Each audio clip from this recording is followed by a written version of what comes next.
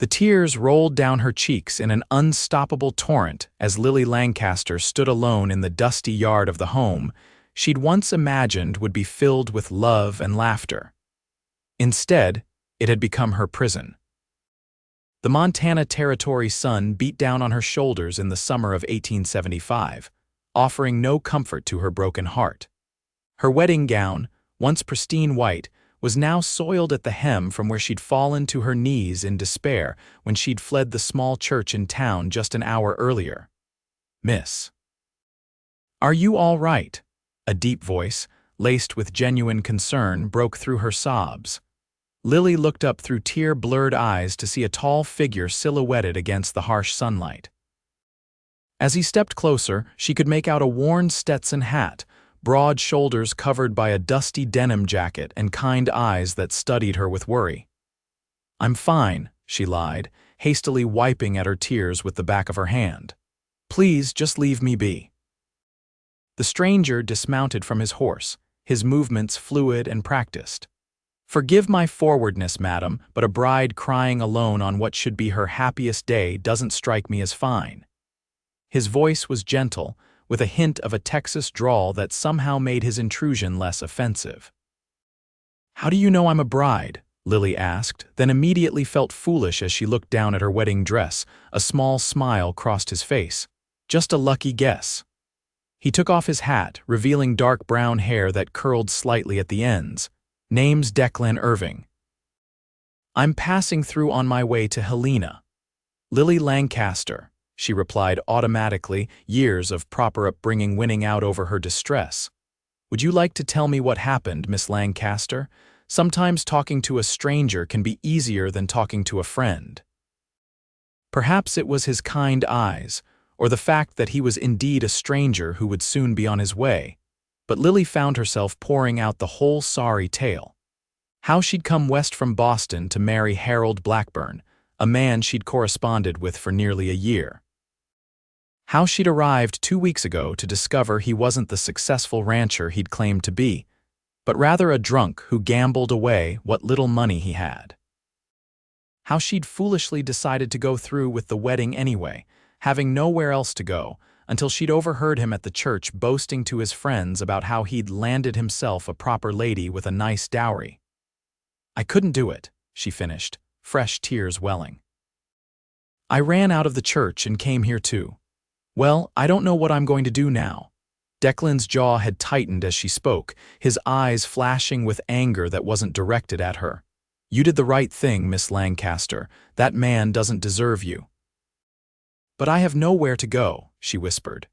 "My parents are dead. I spent nearly all my money on the train fare west, and I know no one here." Declan looked thoughtful. "I have a proposition for you if you'll hear it." When she nodded, he continued, "I'm heading to my brother's ranch near Helena. He's a good man, married with 2 little ones. I'm sure his wife would welcome another woman around. You could stay there while you figure out your next steps." "Why would you help me? You don't even know me," Lily asked, suspicion creeping into her voice.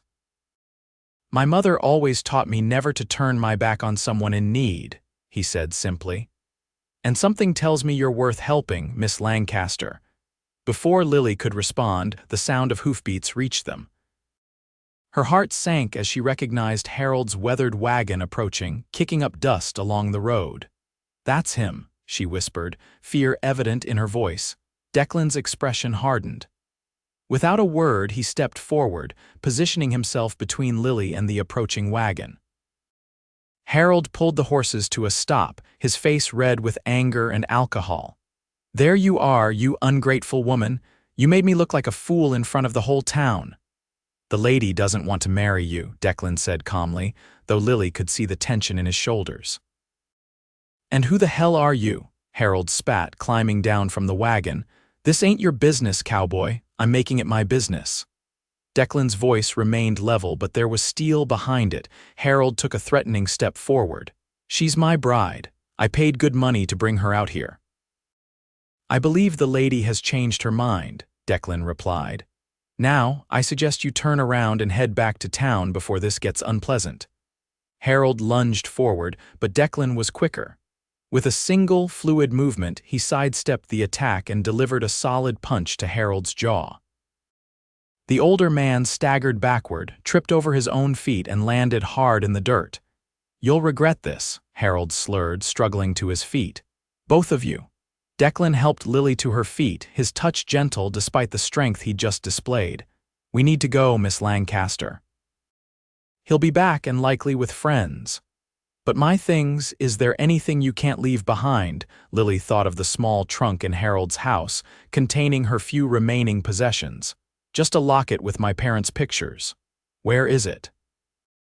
"In the bedroom, in the small drawer of the nightstand." Declan nodded. "Wait here." Before she could protest, he was striding toward the small cabin.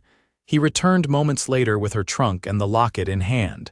"How did you get past Harold?" she asked in amazement. A hint of a smile touched his lips. "He was still picking himself up off the ground. Now we need to move." With surprising gentleness, Declan lifted Lily onto his horse, then secured her trunk behind the saddle. As Harold stumbled to his feet again, shouting obscenities, Declan swung up behind Lily and urged the horse forward. "Hold on," he murmured, his breath warm against her ear as they galloped away from the cabin and the life she'd nearly been trapped in. Lily had never ridden so fast in her life.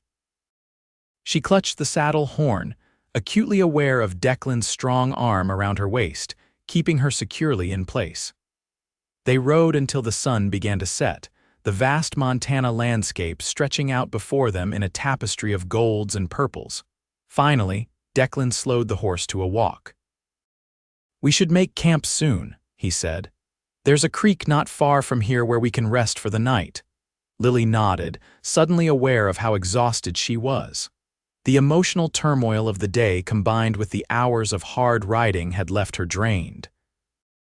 The creek was a small, clear stream running through a grove of cottonwoods. Declan helped her dismount, his hands strong and sure on her waist, her legs nearly buckled beneath her, unaccustomed to the long ride. "Steady," he murmured, keeping a supportive hand on her elbow. "Thank you," she said, embarrassed by her weakness. "I'm not much of a horsewoman, I'm afraid." "You did fine," he assured her, then began setting up camp with practiced efficiency. Lily watched him work, feeling useless in her wedding dress, which was now thoroughly ruined. "I wish I had something else to wear," she said, looking down at the once beautiful gown. Declan rummaged in his saddlebags and pulled out a clean shirt and a pair of trousers that looked far too small for him. "My nephew's," he explained, seeing her confusion. "He's 14 but tall for his age. I was bringing these back to him after getting them mended in town. They'll be big on you, but better than that dress for traveling." Lily accepted the clothes gratefully. "Thank you. You've been so kind to me, Mr. Irving. Declan, please." He gestured to a cluster of bushes. "You can change behind there. I'll get a fire started." By the time Lily returned, wearing the two large boys' clothes with her hair loose around her shoulders, Declan had a small fire crackling and was brewing coffee in a battered pot. "Feel better?" he asked, looking up at her approach. "Much." She sat down on a log near the fire, suddenly shy.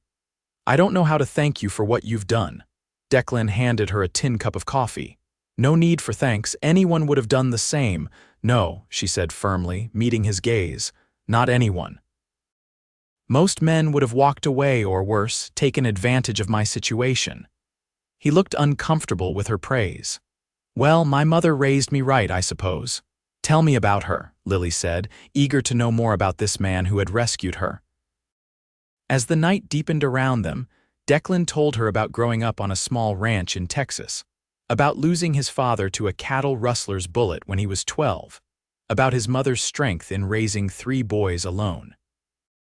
He told her about his older brother Daniel, who'd moved to Montana Territory 5 years ago and now had a thriving ranch, and his younger brother David, who was studying medicine back east.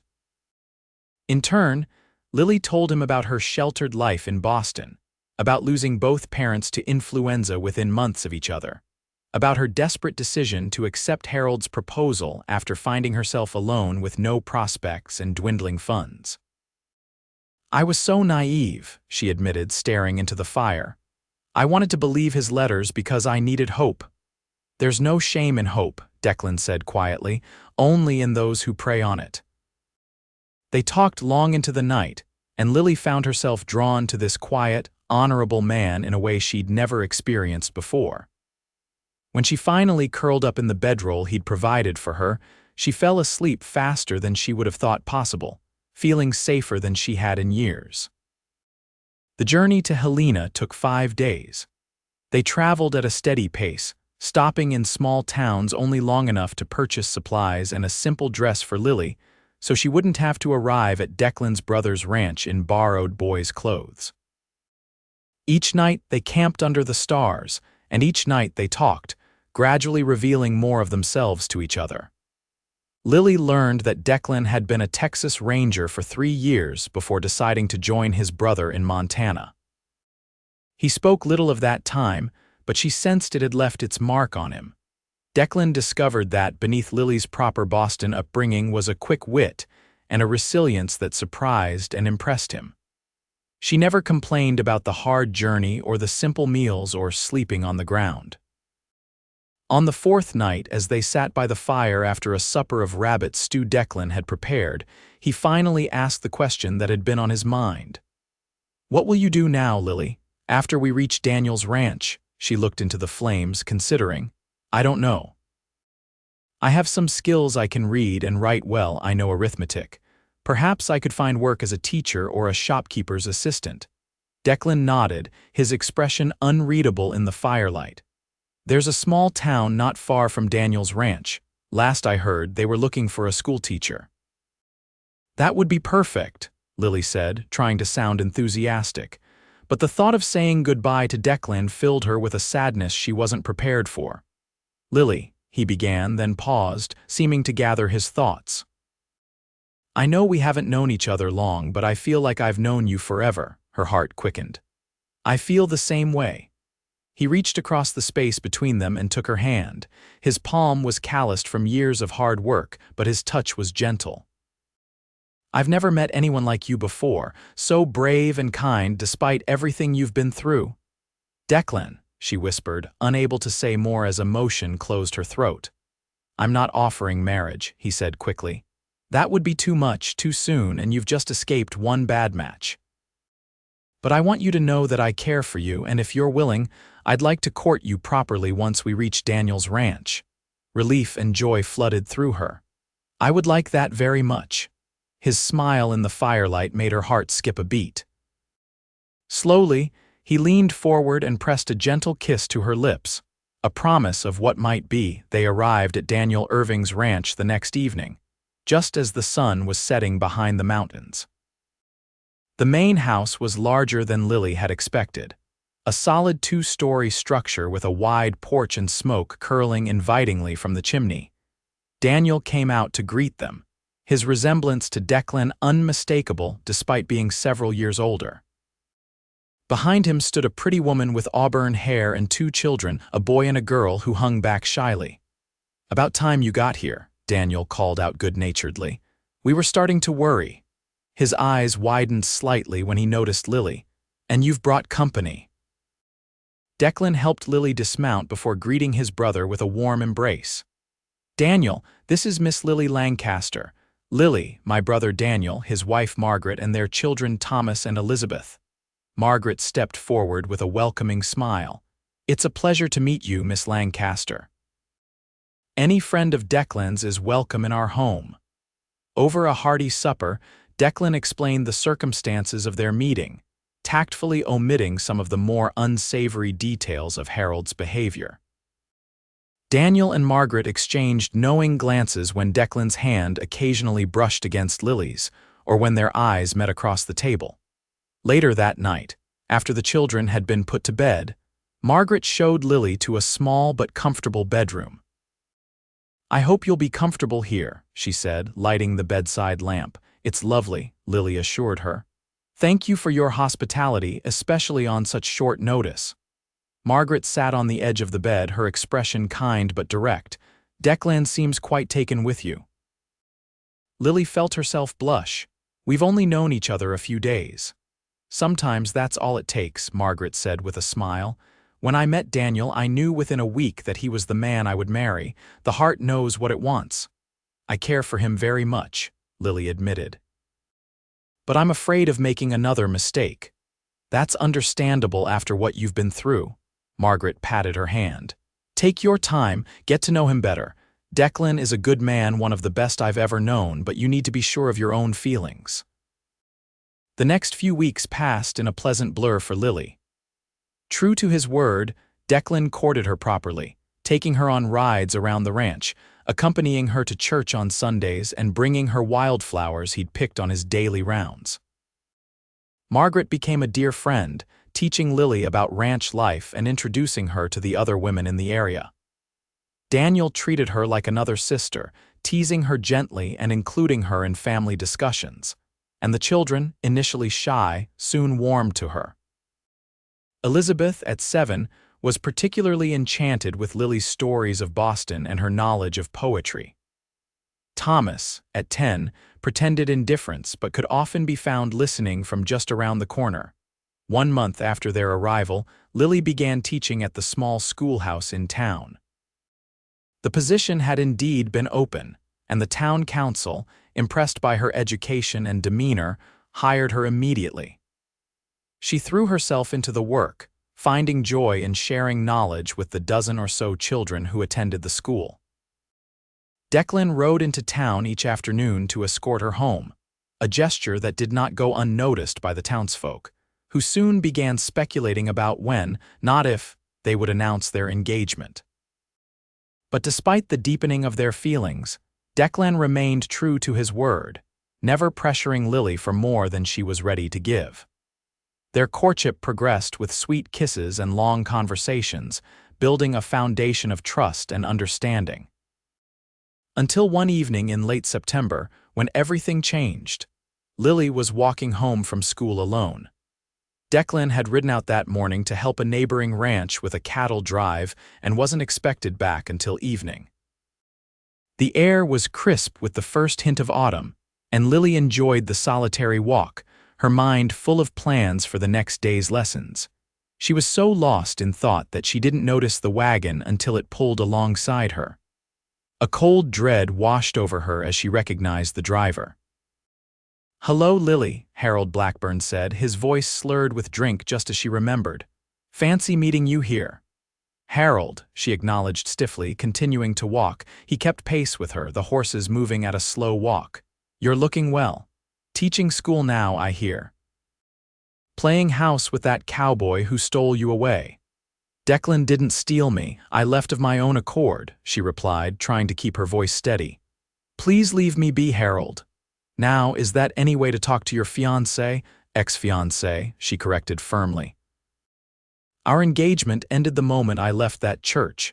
Harold's face darkened. "You humiliated me, Lily. Made me a laughingstock in front of the whole town. I can't let that stand." Before she could react, he reached down and grabbed her arm, yanking her toward the wagon with surprising strength. "You're coming with me. We have unfinished business." "Let me go." Lily struggled against his grip, dropping her books in the process.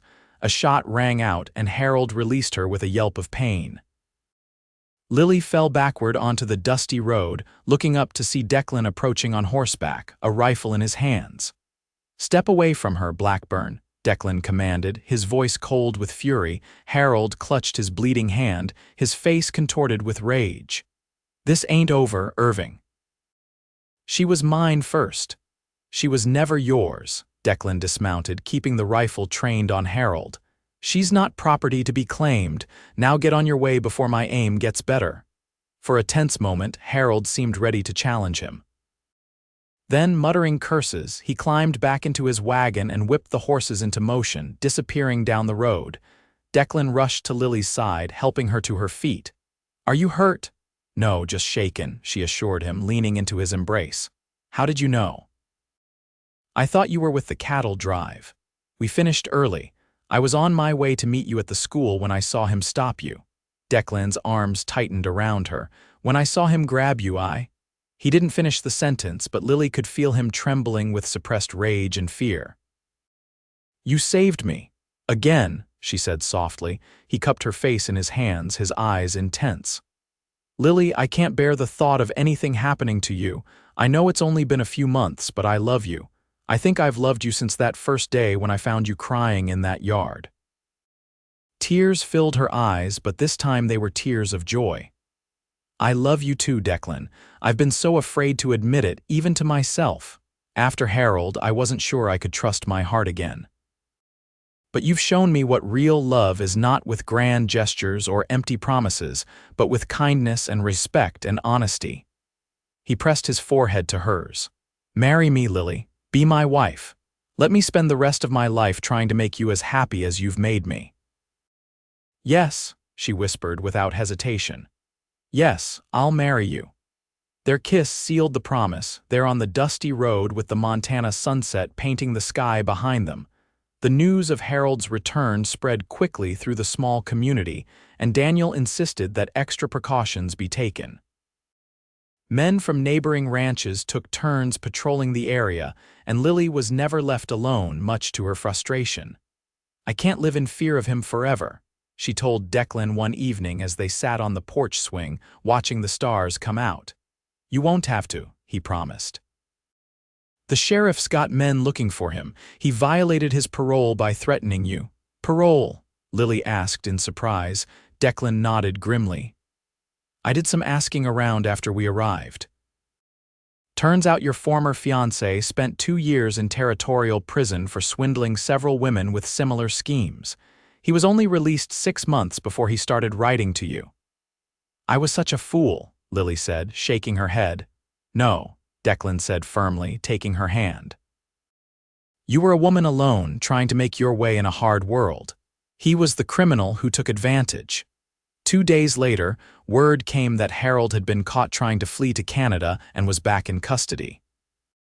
The relief that swept through the ranch was palpable, and plans for Lily and Declan's wedding quickly resumed. They were married on a crisp October morning, with golden leaves drifting down around them as they spoke their vows in the small church in town.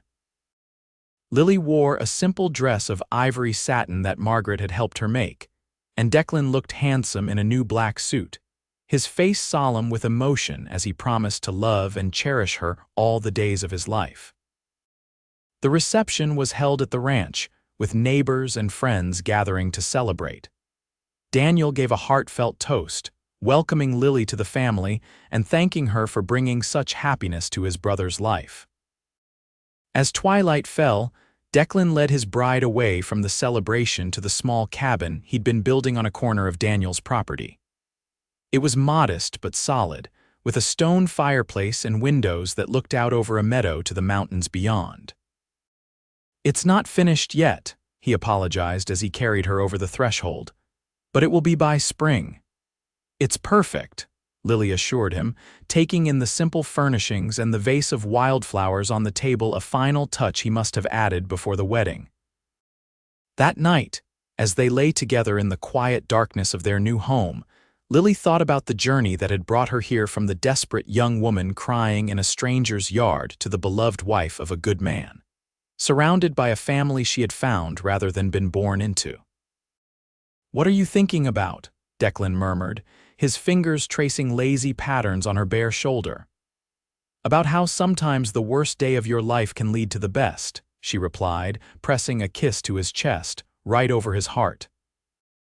5 years later, Lily stood in the yard of their expanded home, watching as Declan taught their 4-year-old son, Michael, to ride his first pony. Their 2-year-old daughter, Sarah, played nearby, carefully supervised by Elizabeth, now a lovely young woman of 12 who adored her little cousins. The small school where Lily had once taught had grown along with the town, and she now served as its headmistress, overseeing 3 teachers and nearly 50 students. Declan and Daniel had expanded their ranching operation, and the Irving name was known throughout Montana territory for quality cattle and fair dealings. As Lily watched her husband lift their laughing son from the pony's back and swing him around in celebration of his first successful ride, she felt a familiar warmth spread through her chest. This was what love looked like, not the desperate grasping of a man like Harold Blackburn, but the steady, enduring commitment of a man who had lifted her from despair and carried her into a life filled with joy. "Mama, look," Michael called, his face alight with pride. "I did it." "I saw, darling," she called back. "You were wonderful." Declan set their son down and met her gaze across the yard, his smile as full of love as it had been on that first day. He crossed to her, wrapping his arms around her waist and pressing a kiss to her temple. "Happy?" he asked, a question he still posed regularly, as if he couldn't quite believe their good fortune. "More than I ever dreamed possible," she answered truthfully, leaning into the strength and warmth of him. And as the Montana sun began its descent behind the mountains, painting the sky in hues of gold and purple, Lily thought of that fateful day when a heartbroken bride had wept alone in a dusty yard, and how a kind-hearted cowboy had lifted her into his arms and his life, forever changing both their destinies. Some might call it chance or luck, or even divine intervention, but Lily knew it by another name: love in its purest and most redemptive form. The kind of love that sees beyond circumstances to the heart within, that offers second chances and new beginnings, that builds something enduring from the ruins of broken dreams. The kind of love worth traveling 1,000 miles to find.